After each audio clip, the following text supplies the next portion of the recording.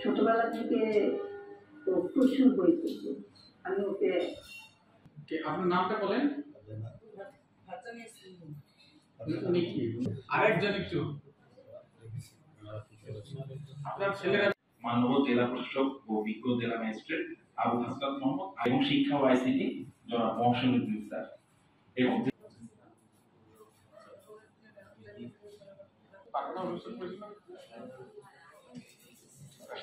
আমাদের মূল প্রোগ্রামের ব্যানার দেখছেন যে জুলাইয়ের মায়ের অর্থাৎ জুলাই আন্দোলনের যারা আমাকে অনেক গল্প শোনাইতো।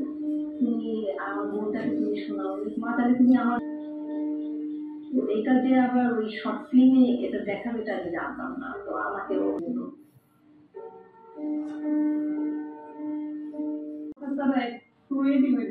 যখন বিপদ থেকে কিন্তু রাস্তায় কোথাও বসে থাকতাম কিন্তু মানে যখন ওর খালি নেই ও বড় হয়েছে বা ওর পরে তো আমার কোনো ছেলে মেয়ে নেই মানে ঘরে একজনে কাজ করতে ওরা মানে আবার ওরে করতে আছে যে সুমাইয়া তুমি লও এদিকে ওর প্রথমেই নেই ওর চিন্তা ভাবনা ছিল ওর মেয়েকে নিয়ে 4 বছর বড় করে ইসলামে দিয়ে দিলাম ইসলাম শুরুতে আর কি মাদ্রাসা ভর্তি করেছিল।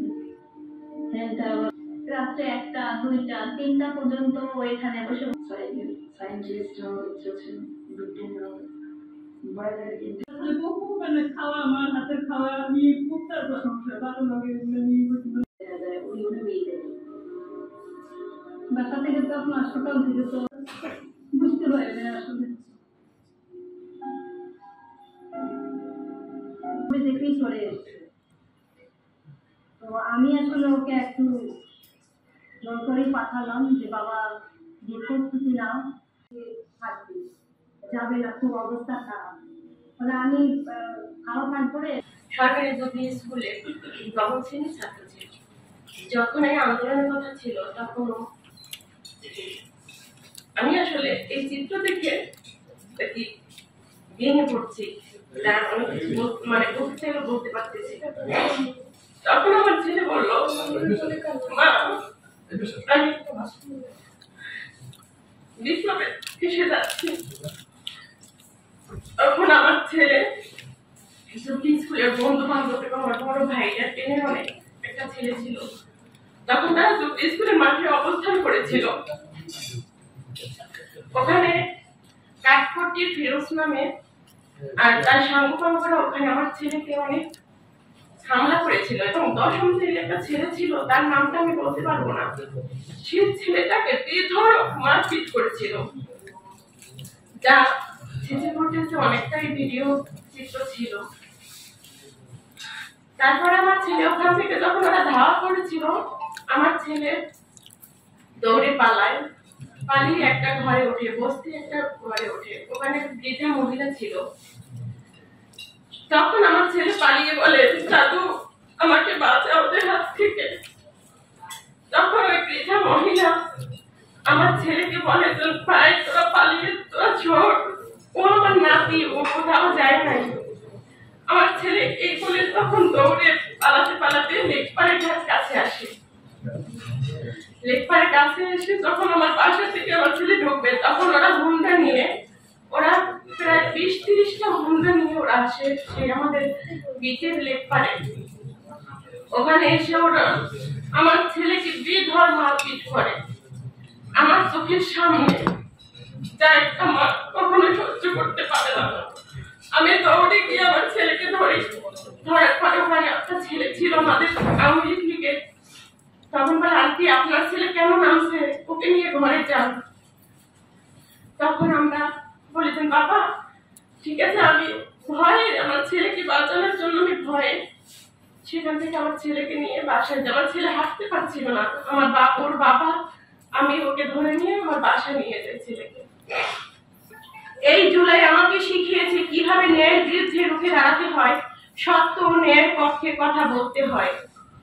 পরিশেষে বলবো আমার জুলাই মানে সাহস, আমার জুলাই মানে সত্যের পক্ষে দাঁড়ানো, আমার জুলাই মানে একটি নতুন আশার সূর্যোদয়। আমি আমাদের পটুয়াখালীর কথা বলতে চাই যে যখন ছাত্ররা একত্রিত হয়ে এই কোটা সংস্কার আন্দোলনকে রাজপথে নামার প্রচেষ্টা করেছিল, পটুয়াখালী রাজপথে। তখন তাদেরকে দমন করার জন্য পটুয়াখালীর তৎকালীন নিষিদ্ধ লীগের ছাত্র সংগঠন কিভাবে এই জুবলি স্কুল, এই হসপিটালের ডক্টর অ্যাসোসিয়েশনরা যখন আন্দোলনের রাজনীতির উপরে ঝাঁপিয়ে পড়েছে, বর্বর ভাবে ঝাঁপিয়ে পড়েছে। আমরা দেখেছি ঝাউতলায় কিভাবে নিষিদ্ধ লীগের সন্ত্রাসীরা সশস্ত্র অবস্থায় আমাদের মা বোনদের উপরে ঝাঁপিয়ে পড়েছে। পটুয়াখালীর সমন্বয়কের দায়িত্ব ছিল যে ছেলেটা, পটুয়াখালী বিজ্ঞান ও প্রযুক্তি বিশ্ববিদ্যালয়ের যে ছেলেটা ছিল, ওর নামটা আমার এই মুহূর্তে মনে নেই, ওকে দিয়ে স্টেটমেন্ট হলো যে পটুয়াখালীতে কোনো কোটা সংস্কার আন্দোলন হবে না, আজ থেকে তারা এই আন্দোলন থেকে সরে দাঁড়ানো। এই ঘোষণা আসার পরে আমি আমি আমার ব্যক্তিগতভাবে খুবই খারাপ লেগেছে যে না, আসলে আমাদের কিছু করা উচিত। 3 তারিখে আমরা শহীদ মিনার চত্বরে অবশ্যই নামবো, একদিন যা হয় হোক পটুয়াখালী থেকে আমরা একদিন নামবো। তো আমরা যখন যাইছিলাম ঝাউতলাতে, দেখলাম ওরা প্রায় 50টার উপরে হুন্ডা নিয়ে অপেক্ষা করতেছে আমরা কখন নামবো। আমরা যখন যাচ্ছিলাম সামনে থেকে আমাদেরকে বলা হচ্ছিল, হাতে গ্রামটা উঠিয়ে বলতেছিল যে আজকে আর কোনো ছাড় হবে না এখানে। তা আমিও ফিরিয়াদেরকে বলছিলাম যে আজকে যদি শহীদ মিনারে 5 জন থাকে, 5 জনের মধ্যে আমরা থাকবো। তারপরে আমরা অতিথি ঘুরে প্রত্যেকে শহীদ মিনারের আশেপাশে অবস্থান করছিলাম। সত্যি আজকে ধন্যবাদ দেই যে ওই দিন শহীদ মিনারের আশেপাশে যত পরিবার আছে সবাই আমাদের ছেলেপেলেদের আশ্রয় দিয়েছিল এবং প্রত্যেকের বাসায় সংগঠিত হয়েছিল। নির্মমতা আসলে পরিমাপ করা খুব কঠিন। তো সেই নির্মমতা আমরা 24-এর যে জুলাই আন্দোলন, ছাত্র জনতা অভ্যুত্থান, সেটি আমরা অবলোকন করেছি। সবচেয়ে কষ্টের বিষয় এবং মর্মান্তিক যে বিষয়, 71 সালে তো আমরা একজন হানাদার পাকিস্তানি বাহিনী যারা বিদেশি ছিল, এদেশের রক্ত, মাটি, মানুষ, সে তাদের কোনো সম্পর্ক ছিল না, আর যারা শোষক গোষ্ঠী ছিল তাদের দ্বারা আমরা নির্যাতিত হয়েছি। 24-এর জুলাই আন্দোলনে এদেশের মানুষের দ্বারাই আমরা নির্যাতিত হয়েছি এবং এই নির্যাতনের ইতিহাস, এই নির্মমতা, এটি বর্ণনাতীত। মায়েদের ভূমিকা সব আন্দোলনের যুদ্ধে এটি অবিস্মরণীয় এবং মায়েদের যে কষ্ট, বাবাদের কষ্ট বা অন্যের কষ্ট, এটি সময়ের পরিক্রমায় কমে যায় বা শেষ হয়ে যায়। এই যে মায়েরা সন্তানকে হারিয়েছেন, এরা আমৃত্যু এই কষ্ট বহন করে যাবে, এটির কোনো শেষ নেই। আমরা যদি মনে করি 5 বছর, 10 বছর, 15 বছর করে উনি ভুলে যাবেন, এটি তাহলে আমরা অনেক ভুলের স্বর্গে বাস করছি। যতদিন এই মা জীবিত থাকবেন, তার সন্তানের এই কষ্ট ততদিন বয়ে বেড়াবে, কোনোদিন তিনি শান্তিভাবে ঘুমাতে পারবেন না। এই কষ্ট আসলে প্রকাশ করার মতো। আমার বাসা উত্তরাতে, উত্তরা পশ্চিম থানার একেবারে কাছে। এই নির্মমতা আমাদের সচক্ষে দেখা। রাষ্ট্রযন্ত্র, রাষ্ট্রের একটি অংশকে ব্যবহার করে, আইন শৃঙ্খলা বাহিনীর একটি অংশকে ব্যবহার করে যেভাবে আমাদের এই মায়েদের উপর এবং মায়েদের সন্তানদের উপর রাষ্ট্র কর্তৃক, সরকার কর্তৃক লেলিয়ে দেওয়া হয়েছিল, এই জঘন্য ইতিহাস, এই নির্মমতার ইতিহাস এই বিশ্ব সারা 1000 বছর ধরে স্মরণ। অনেকেই এখন আমরা অনেক সময় দেখি, অনেকেই বলে যে 24-এর আন্দোলনকে বিভিন্নভাবে বিভিন্ন আঙ্গিকে দেখার চেষ্টা করে। তাদের প্রতি আকুল আবেদন জানাবো, এই মায়েদের কাছে জিজ্ঞেস করেন 24-এর আন্দোলন কি ছিল। এই সন্তান হারা যে মায়েরা, এরকম হাজারো মা আছেন আমাদের, কোনো কিছু দিয়ে আসলে ওনাদের এই যে কষ্ট, এটি লাঘব করার কোনো ই নেই। একটি মা সঠিক বলেছে, তুমি টাকা দিয়ে কি করবো, এইসব দিয়ে কি করবো, আপনি আমার সবকিছু নিয়ে নেন, আমার সন্তানকে ফিরিয়ে দেন, এটাই সব। আমাদের উচিত হবে যে চেতনা নিয়ে এই হাজারো শহীদ রক্ত দিয়েছে, 20,000-এরও বেশি আমাদের ভাই বোনেরা বিভিন্নভাবে অনেক আহত, পঙ্গুত্ব বরণ করেছেন প্রায় 4 থেকে 500, অন্ধত্ব বরণ করেছেন প্রায় 4 থেকে 500। একটা আমাদের জুলাই যোদ্ধা ভাইকে আমরা দেখি যার মুখের আপনারা অনেকেই হয়তো দেখেছেন যে মুখের পুরোটাই পুড়ে গেছে, তার কথা বলতে বা অন্য কাজ করতে খুবই কষ্ট হয়। এইরকম হাজার মানুষ আছে যারা শহীদ হয়েছেন, তারা তো আসেন, এরকম হাজার যারা এই দুর্বিষহ জীবন, এই কষ্টের জীবন এখনো বয়ে নিয়ে যাচ্ছে। আমাদের পটুয়াখালীরই মির্জাগঞ্জের একজন এই যে সিয়াম, তারপরে যারা এখনো চিকিৎসাধীন আছেন 1 বছর ধরে, তাদের জীবন একটু চিন্তা করেন।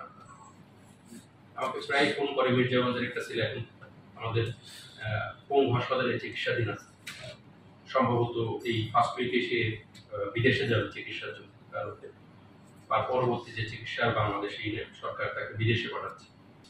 এদের কষ্টটা চিন্তা করেন, আজকে 1 বছর ধরে সেই হাসপাতালের বিছানায় দুর্বিষহ কষ্টকর জীবন তারা কাটাচ্ছে। আর ওইদিকে আমরা এখন দেখতে পাচ্ছি যে সেই পতিত সরকার, ফ্যাসিবাদ, গণহত্যাকারী সরকারের যেসব ছিল, সেই তৎকালীন সরকার প্রধান সহ পার্শ্ববর্তী একটি দেশের সহায়তায় দেশে অবস্থান করে আমাদের দেশের বিরুদ্ধে, এই মানুষের বিরুদ্ধে নতুন করে ষড়যন্ত্র হইতে হয়েছে। আমরা সবাই মিলে বাংলাদেশে আর ফ্যাসিবাদ, যে পতিত ফ্যাসিবাদ, তারা এবং তাদের দোষকদের আর কোনো জায়গা হবে। আমরা সবাই মিলে প্রতিহত করব। প্রশাসন, পুলিশ বা সেনাবাহিনী কারোর একার পক্ষেই এই যুদ্ধে জয়ী হওয়া সম্ভব। বাংলাদেশের 18 কোটি মানুষ, এই রাষ্ট্রযন্ত্র যেগুলো আছে তাদের সাথে থাকবে, আমরা এই যুদ্ধে জয়ী। এদের সংখ্যা খুবই কম, সুতরাং আমরা যদি সবাই একতাবদ্ধ থাকি, অনেক সময় এখানে যারা আছেন, আমাদের মায়েরা আছেন, বিভিন্ন রাজনৈতিক যারা 5ই আগস্টের জুলাই আন্দোলনের পক্ষে ছিল, তাদের মধ্যে বিভিন্ন সময় মতবিরোধের কারণে বেশি এগুলো সংবাদপত্রে প্রচার হয় বেশি, যেহেতু সংবাদপত্রে ওই আওয়ামী নির্যাতনের কাহিনী এখন কম আসে, সুতরাং এইগুলো নিয়ে ফোকাস বেশি। অনেকে দ্বিধাদান দিতে হয়, অনেকে আমার কাছে প্রশ্ন করে যে স্যার কি হবে, এটা করে লাভ হলো কি? এইভাবে চিন্তা করবেন না, এইটাই গণতন্ত্র। একজন একটা মতামত প্রকাশ করবেন, আর একজন সেটি ডিনাই করবেন, না হলে তার কিছু অংশ যোগ করবেন, এইটাই তো গণতন্ত্র। আর না হলে যদি আগে ওই যে সরকার প্রধান ছিল, ঘৃণিত সরকার প্রধান, তার কথা মিলে সব পত্র পত্রিকা, সব রাজনৈতিক দল একই কথা বললে সেটা কি গণতন্ত্র হল? যিনি তার এমন ভাবে দুর্নীতিকে রাষ্ট্রীয়ভাবে পৃষ্ঠপোষকতা করা হয়েছিল, যিনি তার একজন পিয়ন এবং সমস্ত দেশবাসীর সামনে এটি নিয়ে খুব উচ্ছ্বাস প্রকাশ করেন, যেন এটা খুব কৌতুকের বিষয়। টাকাটি কি ওনার বাপের টাকা ছিল?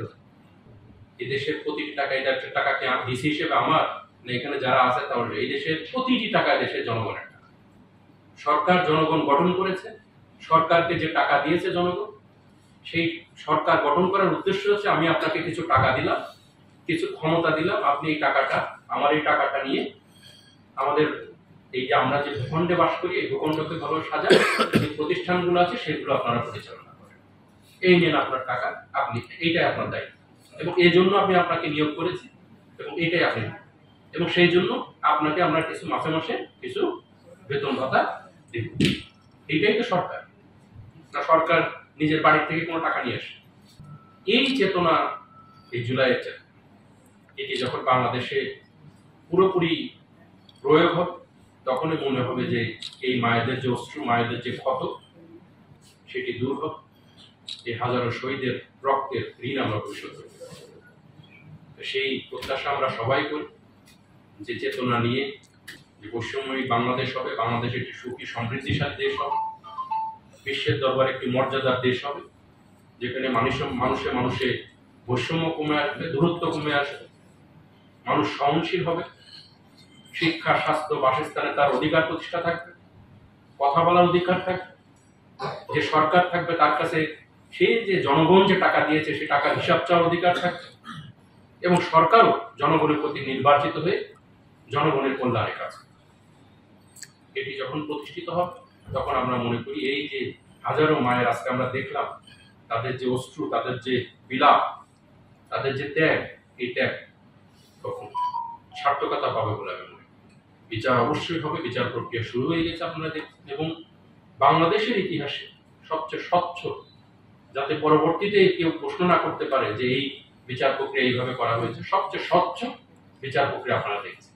কারণ বিচার টেলিভিশনে টেলিকাস্ট করা হচ্ছে, নিশ্চয়ই আপনারা দু একজন দেখেছেন। প্রতিটি বিচার কার্য টেলিভিশনে টেলিকাস্ট করা হচ্ছে। এর চেয়ে সচ্ছল কোনো বিষয় হয়? কিন্তু যারা এই গণহত্যার সাথে জড়িত ছিল, আমাদের এই হাজারো মায়ের বুক খালি করেছে, এই বাংলাদেশের বুকে অবশ্যই তাদের বিচার। কোনো ঘটনায়, কোনো নির্যাতন হত্যার ঘটনায় বিচার ছাড়া যাবে না। এই 16 বছরে যত হত্যা, গুম, আয়নাঘর, যত কিছু হয়েছে তার প্রত্যেকটা বিচার হতে হবে এবং বিচার হবে। আমরা সবাই জুলাইয়ের যে চেতনা ছিল সেই চেতনায় নিজেদের মধ্যে ধারণ করব। হয়তো আমাদের অনেকের মনে হচ্ছে যে কিছুটা দ্বিধাদ্বন্দ্ব, কিছুটা আমরা অনেক কিছু, যেহেতু পজিটিভ নিউজ বাদ দিয়ে বাঙালি নেগেটিভ নিউজ খুব পছন্দ করি। আমরা পজিটিভ গুলো নেগেটিভ গুলো অবশ্যই অ্যাড্রেস করতে হবে এবং সরকার এবং আইন শৃঙ্খলা বাহিনী সেটি চেষ্টা করছে যতটুকু সম্ভব। কিন্তু আমি বারবার বলি যে পরিবর্তন আমরা যাতে খুব দ্রুত আসা না, পরিবর্তন হবে, কারণ কাঠামোগত সংস্কার যদি আমরা না করতে পারি, প্রতিষ্ঠানগত রাষ্ট্রের যে প্রতিষ্ঠানগুলো যদি সংস্কার, যেটি ঐক্যমত্য কমিশনে উঠে আসছে, আপনারা অলরেডি দেখেছেন, প্রায় আমরা সেটি চূড়ান্ত পর্যায়ে পৌঁছে গেছি, যেটা আমরা নিউজে দেখেছি, আপনারাও দেখেছেন। আশা করছি যে যেটি জানতে পেরেছি এখন এটা দেয় না, অতি সম্প্রতি মাননীয় প্রধান উপদেষ্টা এটি জাতির সামনে উপস্থাপন, এবং সেই চেতনা নিয়ে, সেই সনদ নিয়ে আমরা সামনের দিকে এগিয়ে যাব। সম্ভব না, তারপরেও এই মায়েদেরকে জন্য আল্লাহ